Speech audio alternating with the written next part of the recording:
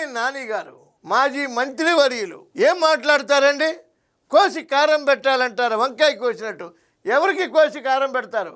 శ్రీ వెంకటేశ్వరుడు, సాక్షాత్తు శ్రీ వెంకటేశ్వరుడు 24 క్రైమోర్ మైన్లు పేలితే రక్షించుకున్నాడు చంద్రబాబు నాయుడు గారిని. 14 సార్లు తిరుపతికి పట్టు వస్త్రాలు సమర్పించి సతీ సమేతంగా వెళ్ళి ఇవాళ అమరావతి రాజధాని ప్రాంతంలో కూడా గుడి నిర్మాణం చేసి అక్కడ తిరుపతి మాదిరిగా ఇక్కడ కూడా జరగాలి, దేశవ్యాప్తంగా జరగాలి.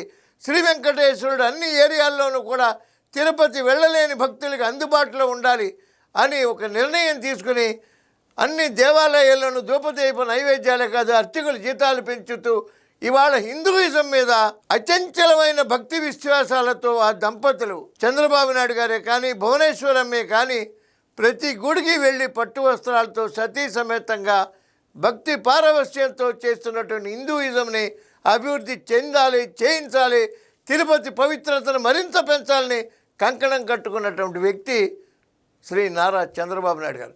ఆయన పుట్టడమే తిరుమల పాదాల దగ్గర పుట్టారు, చిత్తూరు జిల్లాలో.